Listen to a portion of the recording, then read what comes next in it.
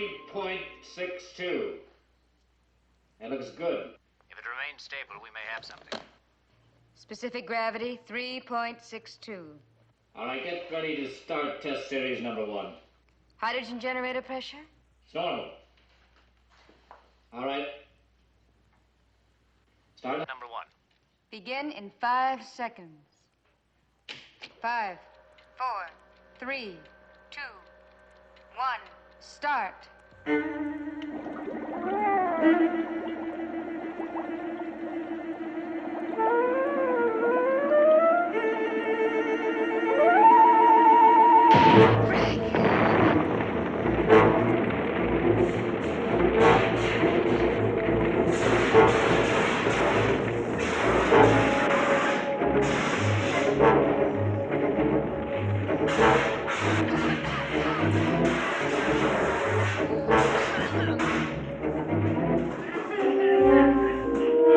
Frank, what's wrong with your mask? It doesn't work. I'll start the exhaust fans. No, not yet. Not till I get the fire out. The oxygen will spread it, and everything might explode.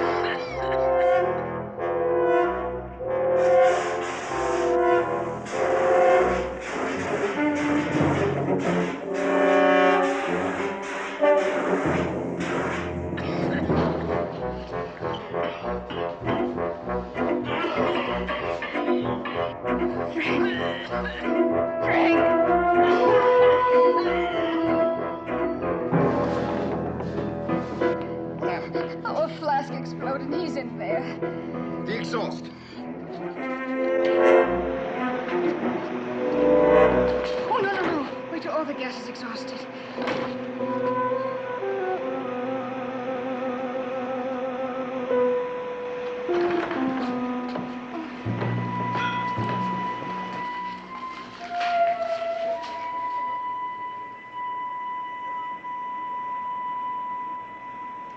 Doctor? Now, pause.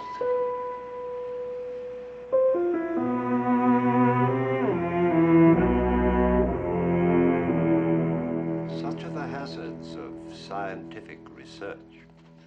And strange as it may seem, this is not the end, but only the beginning of the ordeal of Dr. Cordell. Our leading players are Mr. Robert Vaughan, Miss Kathleen Crowley, Mr. Robert Ellenstein, and Mr. Russ Conway. Speaking of chemistry, this thriller is a mixture of 1 part scientific possibility, 1 part imaginative melodrama, and 2 parts pure terror.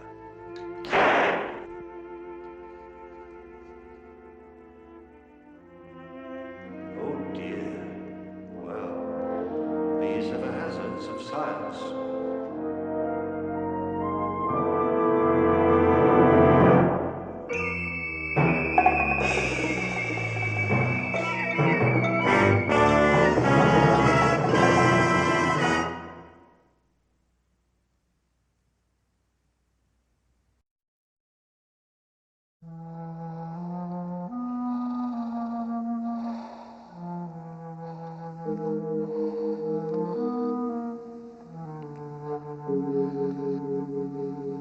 Just lie quietly now.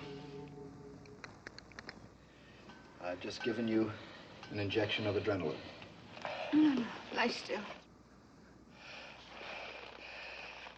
Are you all right?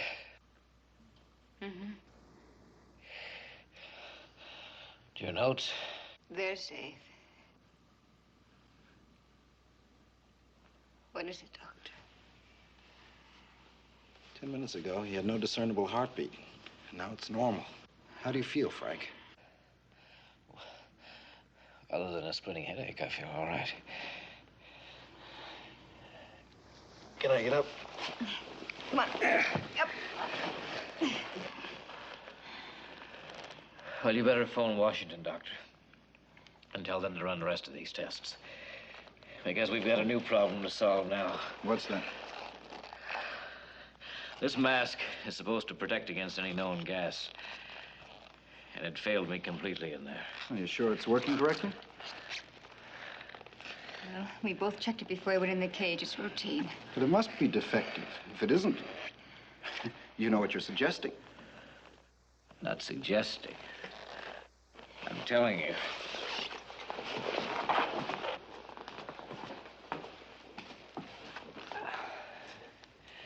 Some new kind of gas was generated by this fire.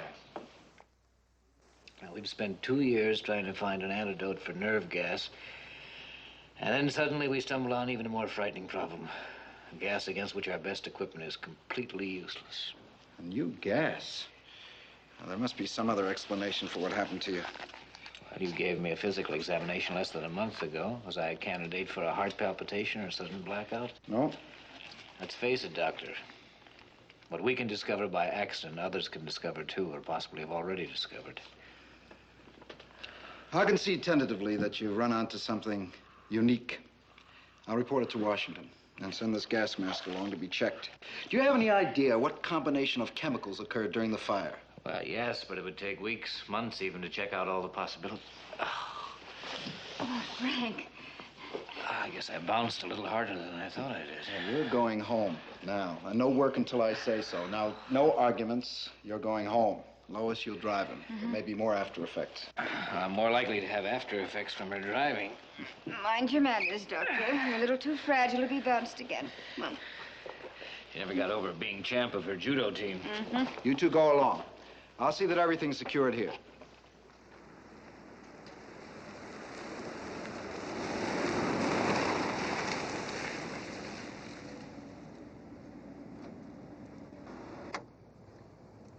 Here we are, Doctor. Your bachelor digs. I'll see you to the door like a proper escort should.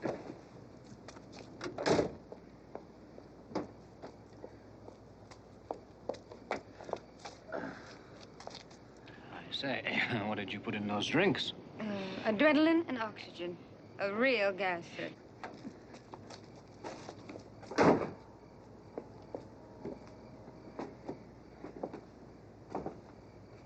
Well, I've certainly had a wonderful evening, Miss Walker, but I really must say good night. Oh, well, it's a shame to break it up so early. Couldn't I come in for just a few minutes? No, I don't think so. No, just for a cup of coffee. No. Or something. Well, I hardly know you, Miss Walker.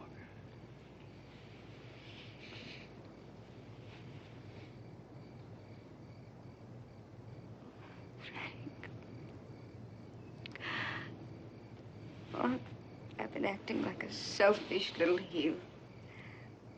Frank, forgive me. I'd be worried if you weren't disappointed. So am I. Believe me. Well, that's all I wanted to hear. Good night. Good night.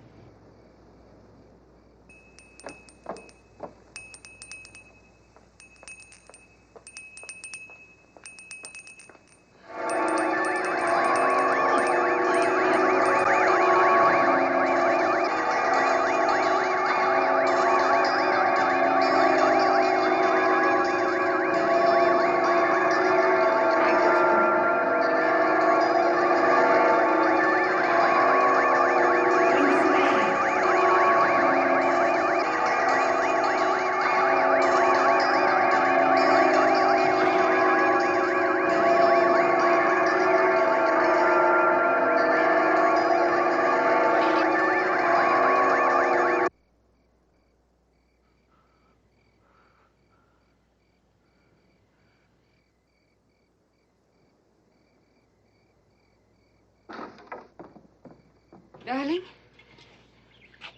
What happened? I don't know. Suddenly, the sound of that little bell almost drove me out of my mind. My heart began to pound, and every sound was horribly amplified.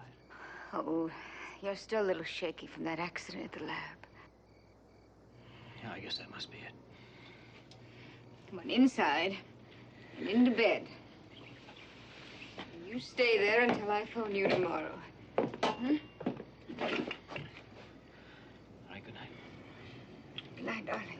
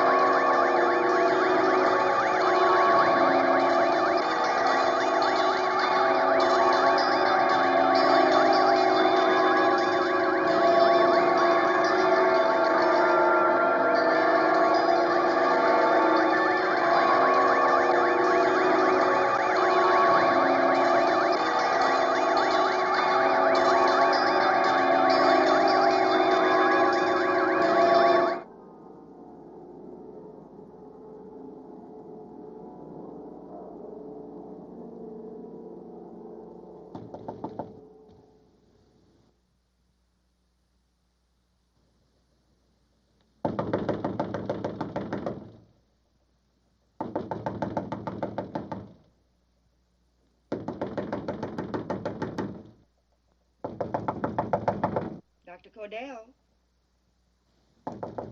Dr. Cordell? Dr. Cordell, are you in there? Doctor! Yes, Mrs. Heath. Didn't you hear your phone? It's been ringing for the past 20 minutes. Miss Walker's been trying to reach you. All right, thank you. I'll call her right back.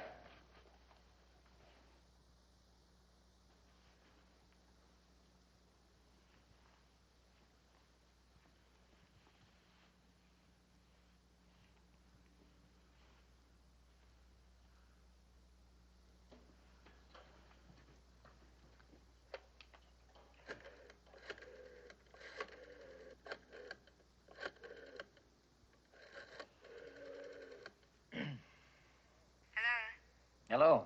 Darling, are you all right? Yes. Well, why didn't you answer the phone? I had to call Mrs. Heath. Well, I'm sorry. I guess I was dead to the world. How are you feeling? Fine. In fact, great. That's wonderful. I'll pick you up in 10 minutes. And don't bother with Mrs. Heath's orange juice and that lumpy oatmeal. You're buying me an expensive brunch downtown. A brunch? Well, it's nearly noon, sluggard.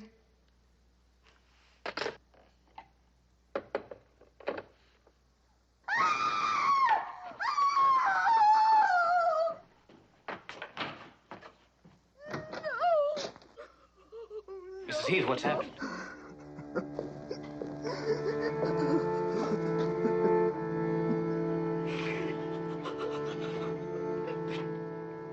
Good Lord.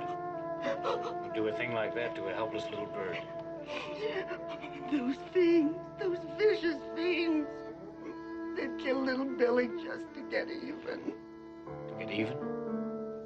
Because I reported them to the juvenile authorities. Roaming the streets after curfew. The neighbor kids? All right, you go on inside, Mrs. Heath. I'll take care of Billy. No, I'll do it. I'll put him where the cats won't find him. He was always so afraid of cats.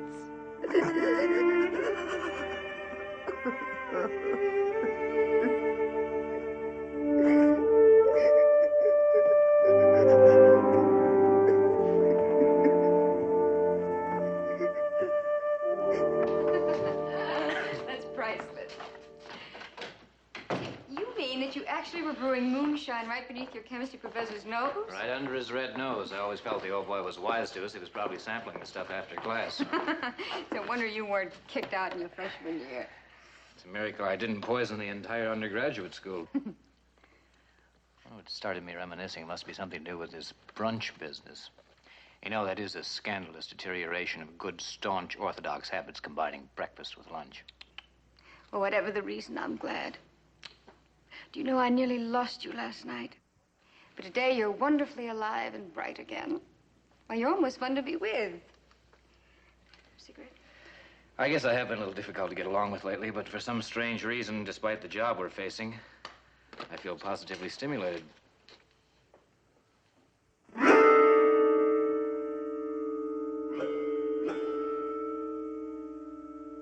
Match, darling.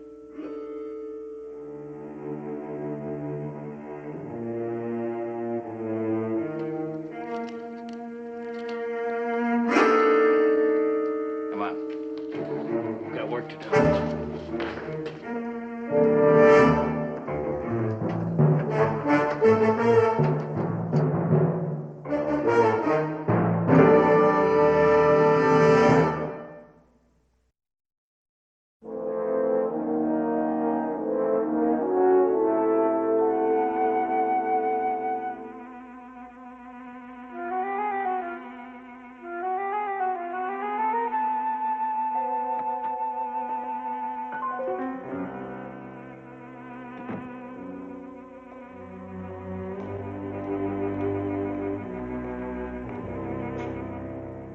Another night session? Well, I can take it if he can. Any progress? Oh, nil. Three weeks trying to recreate that gas, and I've got nothing but circles under my eyes. How is he feeling? Well, I think he's overworking. It's like a compulsion. It's almost frightening. Maybe I better take another look at him. Ask him to come around to my office first thing in the morning. Good. Good night. Good night, Doctor.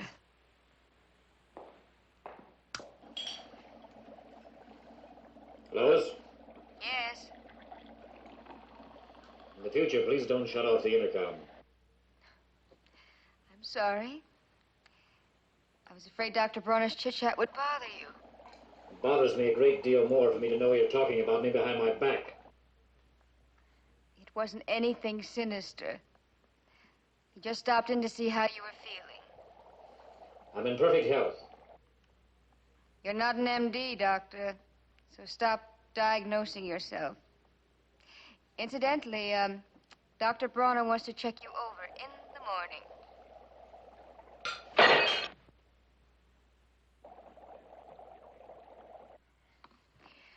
All right, Frank, that's all for tonight. Come out of there now.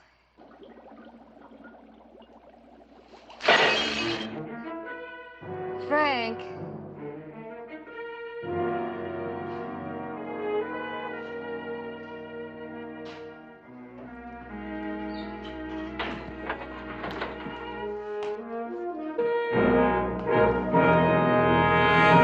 Well, that was a stupid thing to do, wasn't it? You should take the hint. That was a typical fatigue symptom. I'm sorry if I frightened you. No, forget it. Seems that all I'm doing these days is apologizing. Well, at least you're not ignoring me.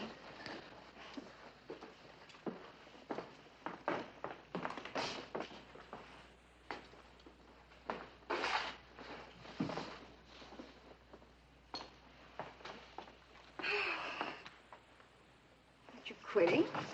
No, you go on ahead. I want to go over these notes some more. There's still something wrong with our procedure. Go ahead, please. All right. Good night. Good night.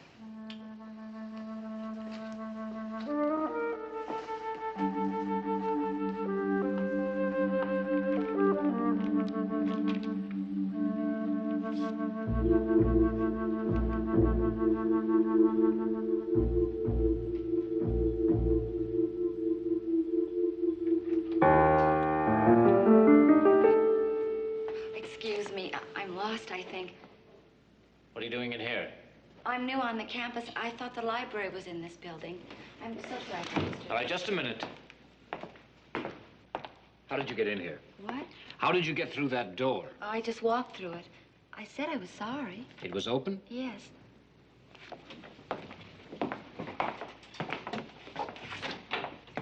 And you didn't see this sign, of course. Oh, I didn't notice. What's your name? Susan Baker. And you just walked through this door, huh? Well, yes, I saw a light down here and I just... And it was open? Yes. Well, it couldn't have been opened. It's always locked. It locks automatically. Well, I don't know about that, but it really was open.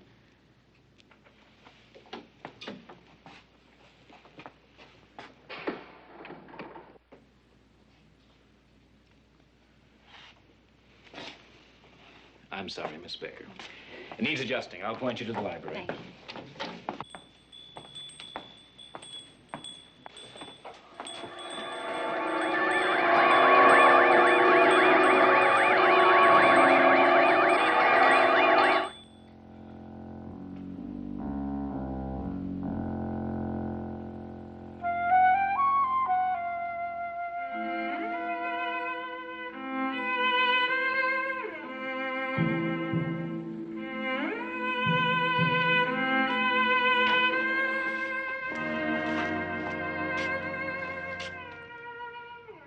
Here's that building. On the other side. Thank you.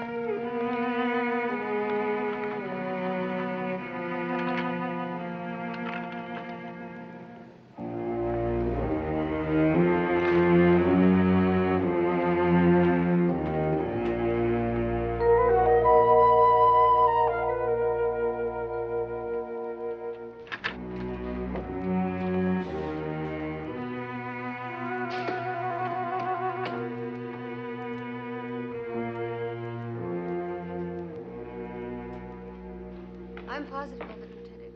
She's the same girl I saw when I was leaving last night. What time was that, Miss Walker? Oh, about 10. And you say she was headed for this building? No. No, I said I saw her heading in this general direction.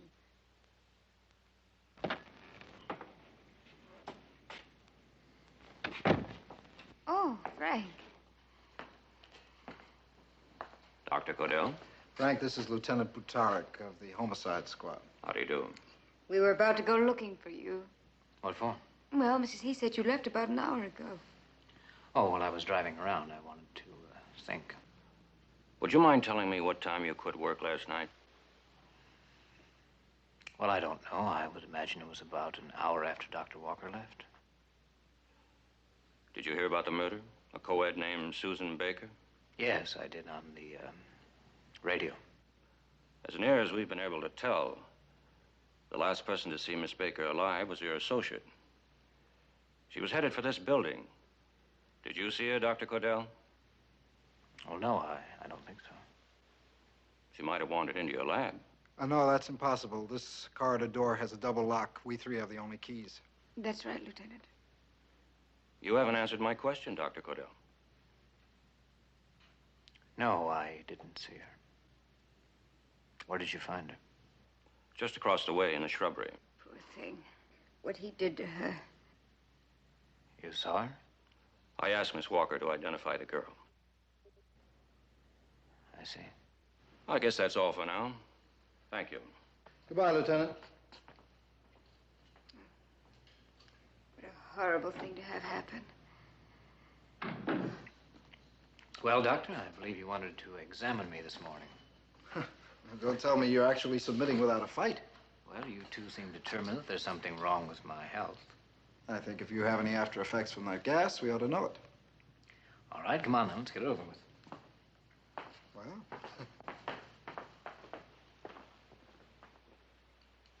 you can get dressed now.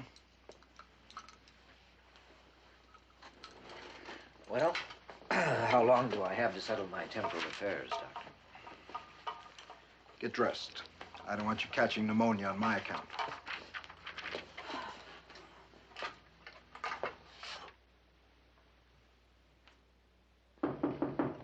Come in. Excuse me, Doctor. Oh, come in, Lieutenant.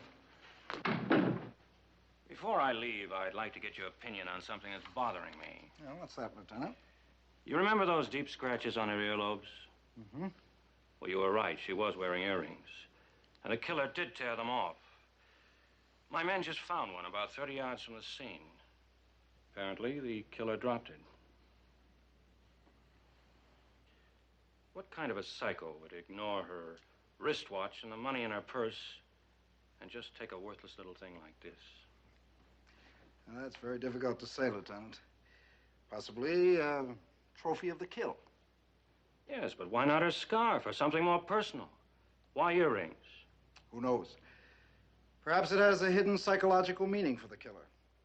A symbol which released some deeply suppressed homicidal urge. What do you mean? Well, suppose that in his infancy, he had been terrorized by an older child, a sibling. Terrorized with a toy bell. Such a repressed nightmare could lie dormant for years and then suddenly explode in seemingly senseless violence. It's all a matter of chemistry, brain chemistry. Well, how so, Doctor? Well, human behavior is a direct result of the chemical balance of the cerebral cortex, that portion of the brain which controls our higher mental functions, particularly moral judgments, the ability to choose between right and wrong. You mean a sudden change in brain chemistry could turn a normal man into a killer? Yes, exactly. Well, suppose your theory was correct. Do you mean you could restore the moral balance of a man by restoring the chemical balance of his brain? Possibly, if one only knew what elements were involved. And otherwise? Otherwise, he must go on killing.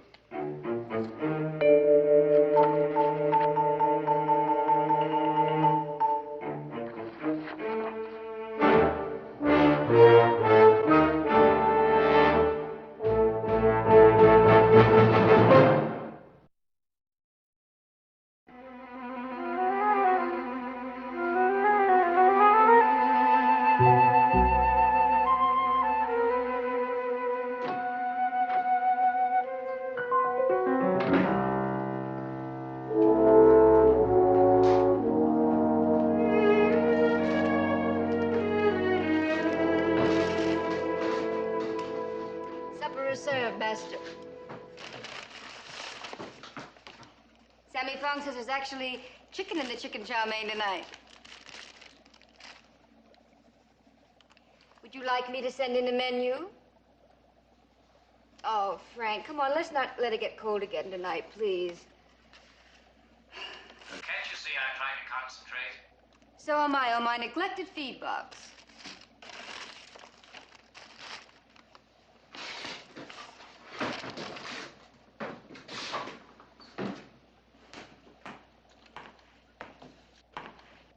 Is that all you can think about, food? I have a vague remembrance of something called sleep. Listen, you don't have to put up with it. Frank. I mean it. You can quit any time you like. All right, I know you're bush, Frank, but don't say any more. Just don't say any more.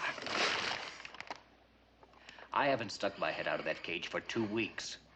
And I'm no closer to the answer than I ever was. Now, do you think you're helping me by these constant interruptions? This is supposed to be a laboratory. We're here to work. We have a job to do. You're darn right. A man-sized job, and there's no room for adolescents who can't stand failure. All right, that's enough, Lois. Oh, no. No, I've held this in much too long. Do you know, at first, I was even proud to share in your work. Well, I even felt a little corny twinge of patriotism when I went without food or worked into the wee hours. But this past week, Frank, I come to realize that you're not killing yourself for the same reason that I am. And what's that supposed to mean? It's become a personal thing with you. Why, ever since that accident, you've been on a one-man rampage. You act as if the whole world would disintegrate if you couldn't find the antidote to that gas tonight. Lois, you don't know. I know that science and ego make lousy chemistry.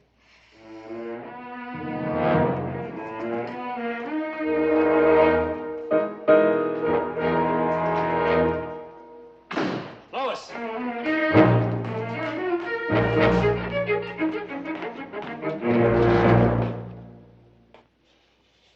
Well, what did you do, Doctor? Slug the lady? Thought I saw tears. I guess you scientists have your squalls just like the common herd, huh? What do you want, Lieutenant? Now look at this door. Help yourself. This it? The gadget you had your maintenance man fix the day after the murder. It's on his worksheet, Doctor. Adjusted pneumatic door closer for Dr. Cordell. So? Your associate came through this door shortly before the girl was killed. If the door didn't close completely. It did. You seem very certain of that. Well, of course I am. I checked it completely when I closed up for the night. That girl couldn't have wandered in here if that's the idea you're still belaboring. Just closing out every possibility, Doctor. Are you getting anywhere? Well, we figure the killer's holed up somewhere. But he'll go on the prowl again. That type has to. Type? You didn't see what he did to the girl, did you? No. I wish I hadn't. I'll be seeing you, Doctor.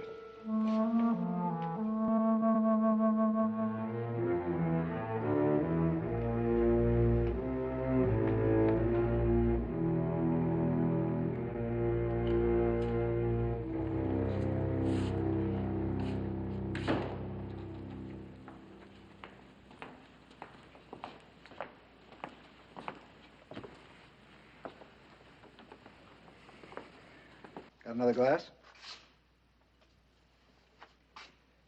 Lois was just in to see me. She tells me you haven't been out of here in days. Frank, as a friend, not as your boss, but as a friend, go home. Take the rest of the week off. Perhaps with a fresh mind, you'll be able to see through to the answer.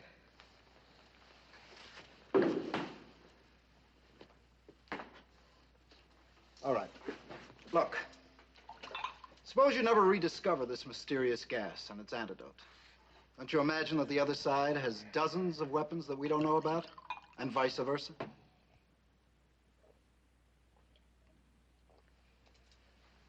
Very well, then.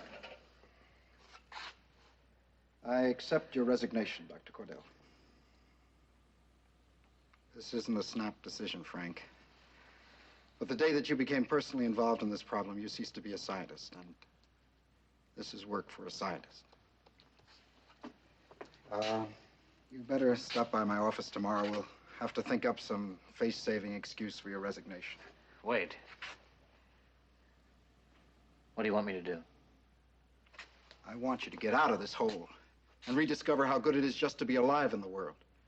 You've got two choices. Either resign or go fishing. I hate fishing. Well, you could go on a honeymoon.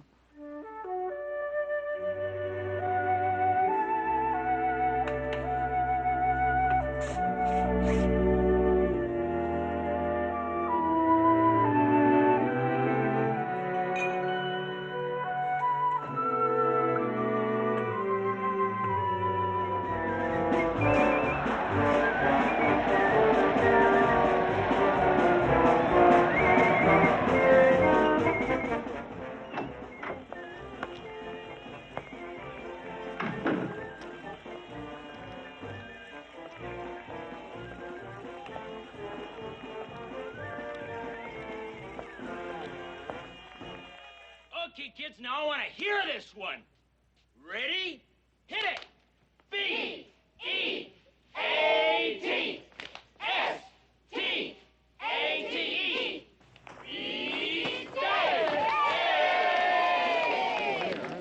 One last time. Are we going to beat state?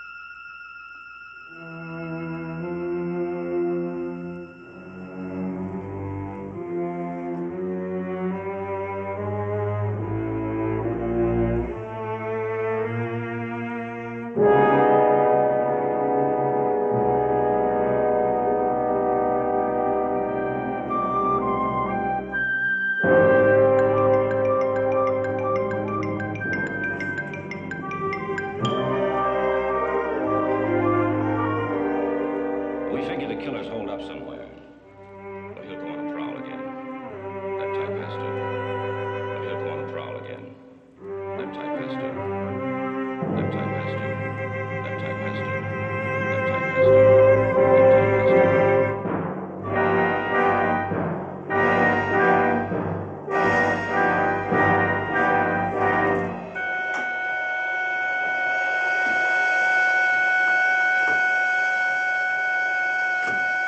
Yes, Mr. Jones. What? This is the night clerk, Mr. Jones. You, want me to send you up another bottle? Oh. What day is it? It's Wednesday, the 21st. Wednesday.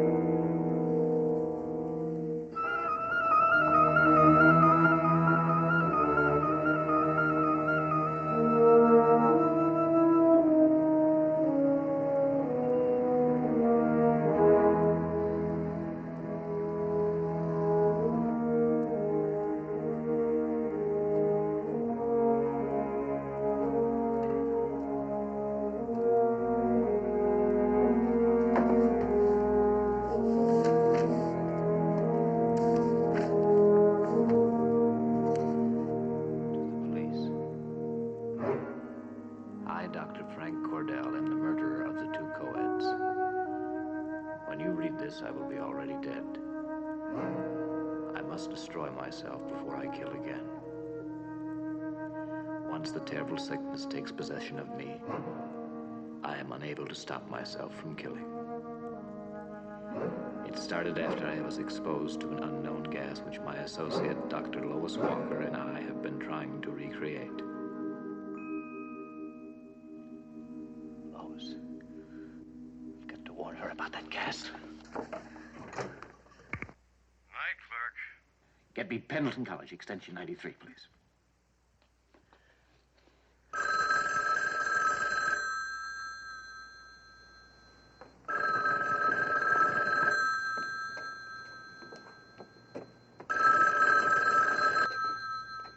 Hello. Lois, Frank. Well, where are you? And are you home? And why didn't you call me before you left? Never mind that. Just get out of that lab now, do you hear me? Don't go on with those experiments. Darling, listen to me. I found it. I've isolated the element from the... Lois, don't go on with it. Why? you don't know what you're fooling with. Frank, are you ill? Someone just came in. It's Dr. Bronner and that police lieutenant. Look, I'll put Dr. Bronner on. No. Don't tell them you heard from me. Do you understand? Don't tell them. But why? Lois, I've got to talk to you first. You're in great personal danger. That gas, it's more hideous than we dreamed. There are effects. I can't explain on the phone, but I've got to talk to you. Frank, you are ill. I've got to talk to you somewhere alone. Now, where can I meet you? Well, the chapel. No one will be there now. All right. Meet me there. And don't say anything to anyone.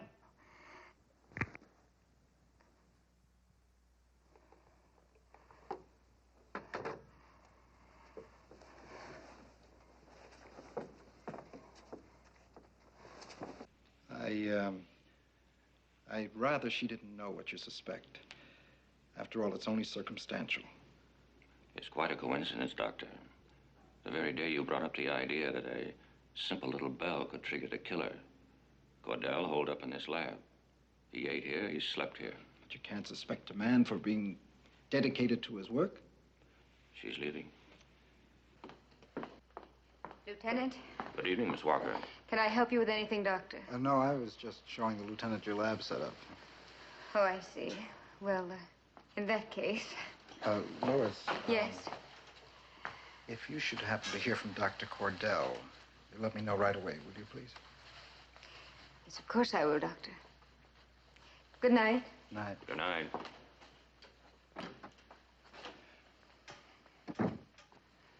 Just because he stayed here working, that's no reason for him to be a suspect. Was he afraid of what he might do if he went out, Doctor? No, that's impossible. If he was afraid to go out, why would he allow me to send him on a vacation? I don't know anything about that. But if you need proof, I found it hidden in his room.